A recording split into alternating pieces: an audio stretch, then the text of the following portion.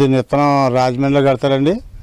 అక్కడి నుంచి మేము నారు పీక్కొచ్చి ఇక్కడ మళ్ళీ 3 నెలలు దీన్ని ఇక్కడ పాటలు పడి అవన్నీ చేసి చెంది 3 నెలలు కోత కొద్దండి. 3 నెలలు పోయి కానీ మళ్ళీ 3 నెలలు పోయి కోసి మళ్ళీ ఒక నెల పాక మీద దీన్ని కోసి దండలు కట్టి ఆరబెట్టి ఒక నెల దీన్ని పాక మీద పెడతామని దీన్ని ఒక నెల ఆరిపోయాక మళ్ళీ దింపేసండి మళ్ళీ బుట్టలు కడతామని దీన్ని బుట్టలు కట్టాక మళ్ళీ తూర్పుగోదావరి ఆంధ్ర రాజమండ్రి వెళ్ళిపోవాలండి. ఇది దాని నుంచి అక్కడ సాగులు తీసుకుంటారండి దీన్ని.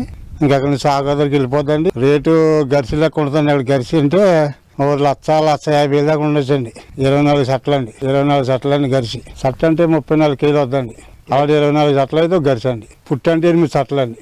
3 పుట్లు అంటే గరిసి అండి. ఆ కంపెనీ వాళ్ళు తీసుకుంటారు. అలాగని వేసామండి. ఇక్కడ ఇప్పుడేమో రేటు దిగిపోయింది. దీనికి సాగిరి కూడా ఎక్కువ దీనికి.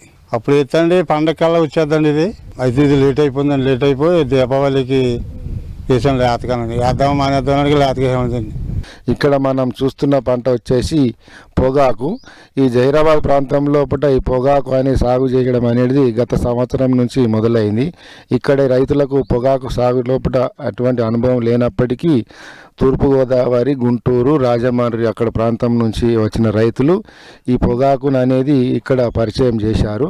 గత సంవత్సరము సుమారు మనకు ఒక 20-22 ఎకరాల లోపల పొగాకు సాగు అయితే ఈ సంవత్సరం వచ్చేసరికి 80 నుంచి 100 ఎకరాల వరకు పొగాకు సాగు చేస్తున్నారు. ముఖ్యంగా దీంట్లోపట 2 రకాల పొగాకు ఉంటుంది. ఈ రకం అనేది సాధారణ రకము. ఇంకొకటి బేడే రకం అనేసి పొగాకు ఉంటుంది. అది సిగరెట్ కంపెనీలకు ఐటీసీ కంపెనీ వాళ్ళు బైబ్యాక్ అగ్రిమెంట్ కింద కొనుగోలు చేస్తుంటారు. వాళ్ళే విత్తనాలు సప్లై చేస్తుంటారు. ఇక్కడ ముఖ్యంగా మనకు పొగాకు సాగు చేయాలంటే ఈ నారు అనేది ఆంధ్ర రాజమండ్రి అక్కడ ప్రాంతం నుంచి నారు తీసుకొస్తారు. ఎకరాకు 10,000 మొలకలు అవసరం పడుతుంది. ఒక మొలక వచ్చేసి 40 పైసల నుంచి 45 పైసల వరకు ఖర్చు అవుతుంటుంది. దీన్ని సెప్టెంబర్, అక్టోబర్ లోపల చలికాలం లోపల సాగు చేస్తారు.